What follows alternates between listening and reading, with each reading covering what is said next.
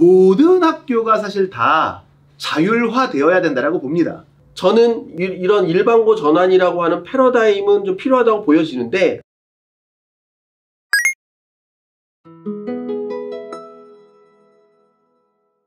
우리 초중등으로 한번 넘어가 볼까요? 네. 초등학교, 중학교 어떻게 바뀌나요?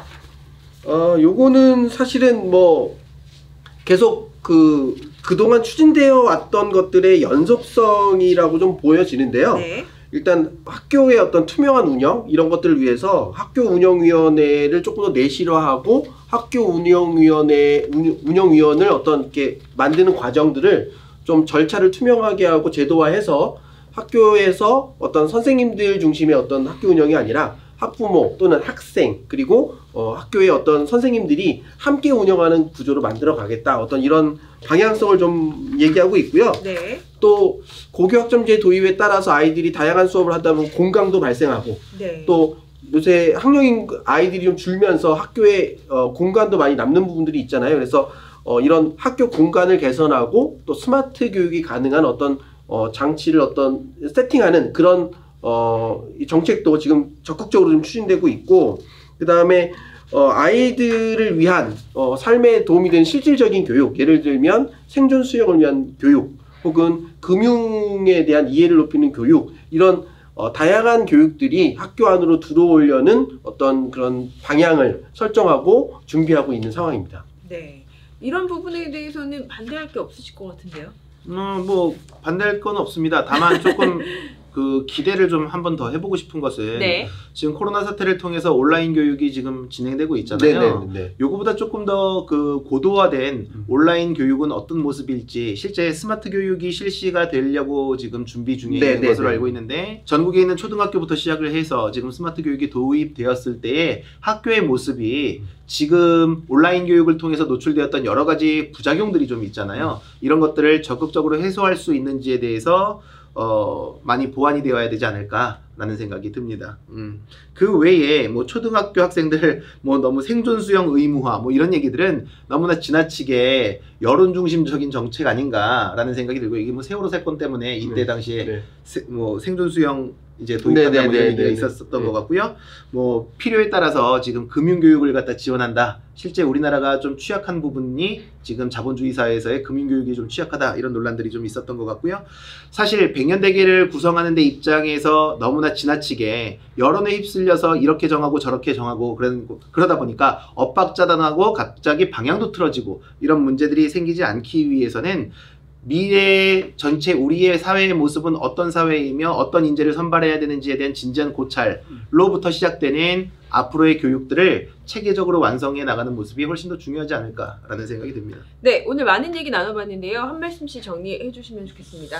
그러니까 어떻게 보면 지금 초중고를 다니는 학생들 입장에서는 조금 희생당하고 있다라는 생각이 들 수도 있을 것 같아요. 솔직히 말씀드리면 뭐냐면, 아까 저희들이 계속 얘기한 것처럼 지금의 교육 제도가 2025년 고교학점제가 도입되고 거기에 맞는 다양한 입시도가 변화하는 그 큰 그림을 향해서 달려가고 있는 과도기적 상황이라고 좀 보여지거든요.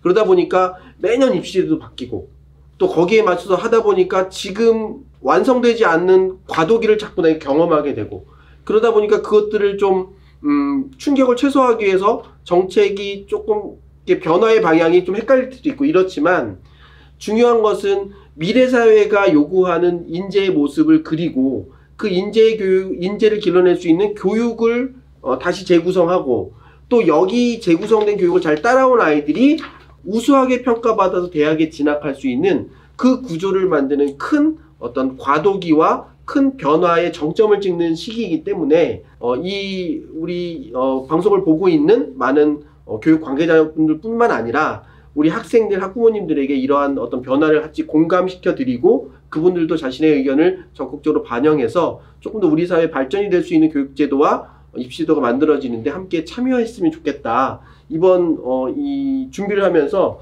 굉장히 좀 많이 고민도 되고 생각도 많이 정리되는 그런 시간이었던 것 같아서 저의 고민과 정리가 여러분께 잘 전달됐으면 하는 바람이 있습니다. 네, 늘 뭐 아까 지금 현재 초중고 학생들이 뭐 나름 희생당하는 그 끼인 세대다라는 말씀을 하셨는데, 끼인 세대라기보다는 발전해 나가는 과정 속에서는 늘 변화 안에 놓여지게 되는 거죠. 그러니까 과거에도 그랬고 현재도 그렇고 앞으로도 계속 그럴 거예요. 다만 준비하는 과정 속에서 마찬가지로 조사하다 보면 너무나 교육에 대한 문제를 교육적으로만 바라보려고 하다 보니까 앞에서 또 그리고 그 교육을 전부가 입시가 대변하다 보니까 초점이 타 입시, 그래서 대학교를 어떻게 갈 것이냐. 그런데 조금 더 외연을 넓혀서 노동시장과 같이 연계해서 바라보게 되면 우리나라 전체 사회 구조적인 문제를 해결하는 가운데서 사교육에 대한 문제, 아니면 고교 선택 혹은 대입에 대한 문제도 같이 풀어갈 수 있지 않을까라는 생각이 하나가 들고요. 현재 주어진 환경 내에서 열심히 고군분투하고 계시는 원장님들 사실 많이 으쌰으쌰 해드려야 되는데 이분들도 사실 수십만 수백만 명의 지금 선생님들을 고용하고 계시는 고용주의인데도 불구하고